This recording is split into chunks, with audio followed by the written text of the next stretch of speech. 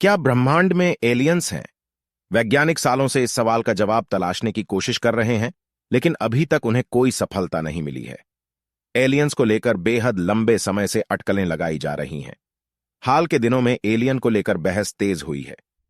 आए दिन कई लोग एलियन और यूएफओ देखने का दावा करते हैं। दुनिया भर की अंतरिक्ष एजेंसियां और वैज्ञानिक दूसरे ग्रहों पर एलियन की तलाश कर रहे हैं। आइए जानते हैं हमारे सौर मंडल में कहां-कहां पर एलियन के होने की संभावना है।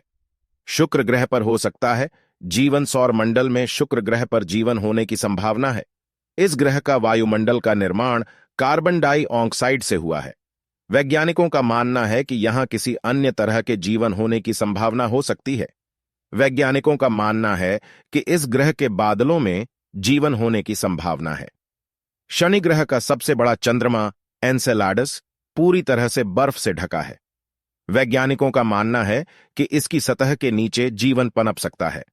दरअसल चंद्रमा एनसेलाडस बर्फीली सतह के नीचे पानी है। कई बार ऐसा होता है कि सतह से निकलकर अंतरिक्ष में चला जाता है। इसके अलावा नाइट्रोन और ऑक्सीजन भी निकलते हैं, जो धरती पर जीवन के लिए महत्वपूर्ण हैं। Aliens on earth. हमारी पृथ्वी पर क्या दूसरी दुनिया या ग्रहों के लोग रहते हैं?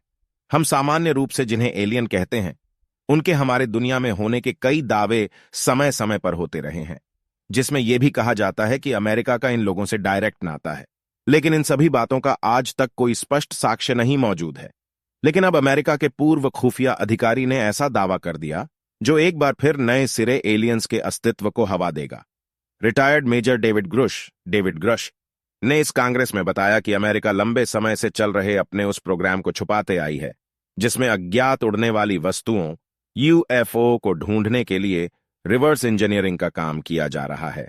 हालांकि पेंटागन ने ग्रुश के दावों को खारिज किया है। इस्तेमाल करता है।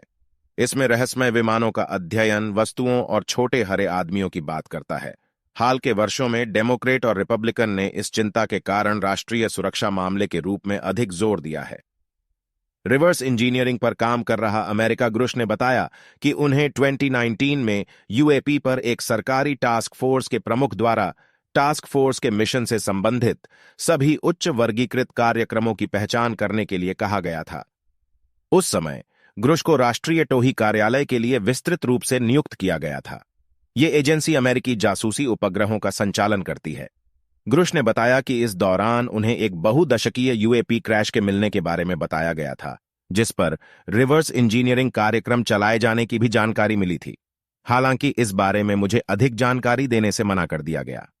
क्या अमेरिका के पास हैं एलियन? ये पूछे जाने पर कि क्या अमेरिकी सरकार को दूसरे ग्रहों पर जीवन के बारे में कोई जानकारी है, उन्होंने कहा कि अमेरिका को संभवतः 1930 के दशक से गैर मानवीय गतिविधि या एलियन के बारे में पता है। पेंटागन ने ग्रुश के इन दावों का खंडन किया है। एक बयान में रक्षा विभाग की सू गफ ने कहा कि जांच के दौरान ग्रुश के दावों को सही साबित करने के लिए कोई जानकारी नहीं मिली है। अमेरिका के पास किसी और ग्रह के जीवन के कब्जे या रिवर्स इंजीनियरिंग के किसी प्रोग्राम के बारे में कोई तथ्य नहीं मौजूद है।